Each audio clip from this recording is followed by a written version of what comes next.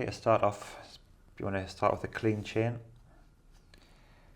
I just use paraffin. I've got a Worth chain brush. It fits in sides of the chain to get all parts of it clean. Just dip it in the paraffin. I've got a bit of paper on the floor just to protect the floor from the mess.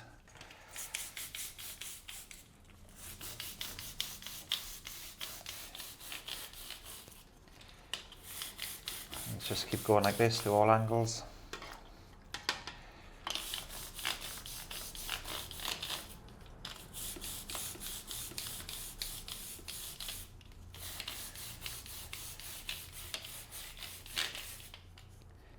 Just turn the wheel to the next part of the chain. And do all the way until the chain's fully clean.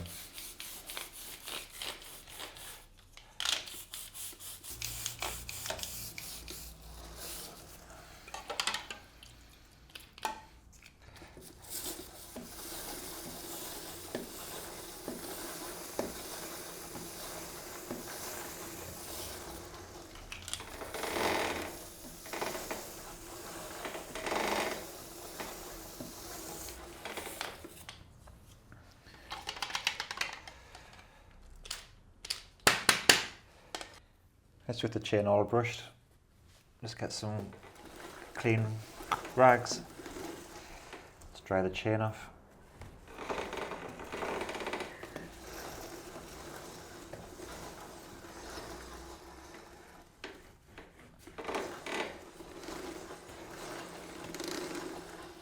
You should eventually have the cloth not getting too much dirt on it.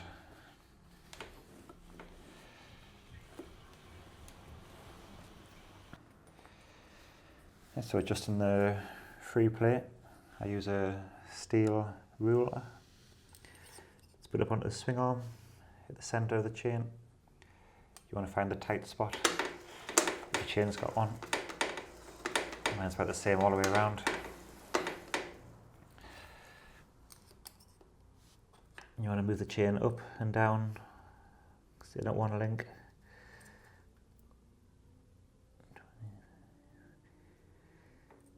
That's about 50 millimetre of play there.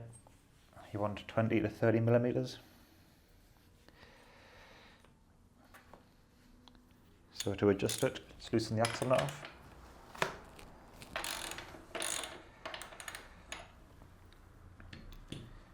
Then you want your 12 and 13 millimetre spanners. Let's loosen off the lock nut.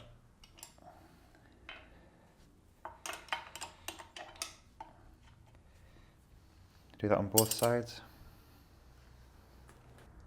And you can see on the back of the swing arm, there's little drill marks. You want to keep those equal on both sides. When you're adjusting the chain out, just turn it a couple of turns. Do the same on the other side. So I've got two and it's just showing the third one.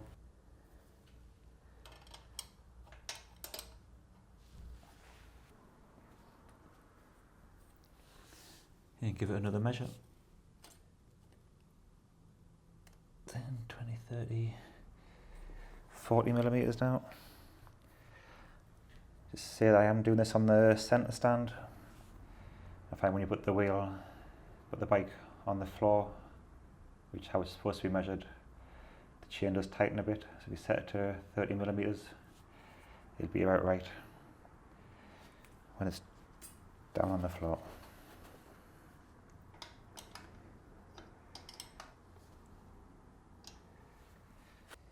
So just keep adjusting both sides equally.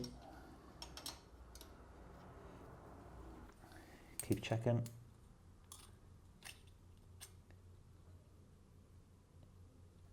That's about 30 mil there.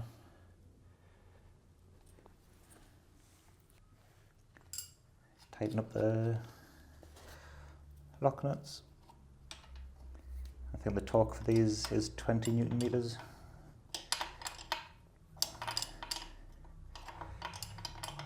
If you've got a way to torque them, do it. But just spanners will do it nipped up. Tighten the right hand side one too.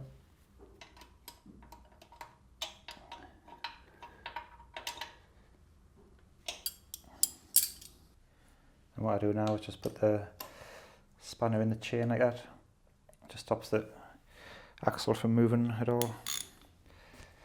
Let's tighten the axle nut down, 110 Newton meters. The spanner out. Give it a final check. It's just over 30 millimeters, that'll be fine when the bike's on the floor. Quick laser check. That's still perfect. And it's best before you lubricate the chain if it's a bit warmed up. So I normally take it for a quick ride, a couple of miles. I'll come back and I'll lubricate it then. Right, I'm back from the ride. The chain's warm a bit now. That just helps the lubricant soak down into the O-rings, sink into the chain better. When I spray it, I'll spray it on the side plates and down onto the O-rings, both sides.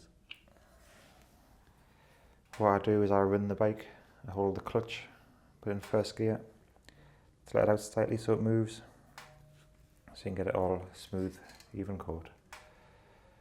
You can spin it by hand, spin the back wheel by hand. It's up to you which way you want to do it. This is the way I find quickest and easiest.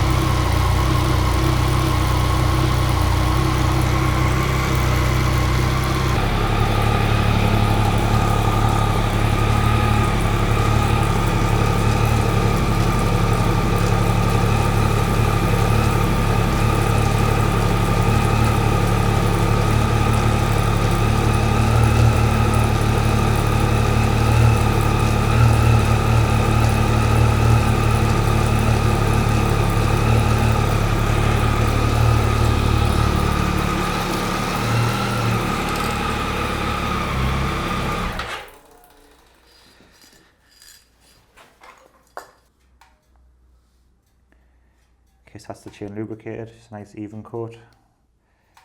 It's best if you can do it at night time, leave it to soak overnight. Get less of the lubricant flinging off the chain. I just used Castrol chain lube. Works well, doesn't give much fling off. That's the chain all taken care of.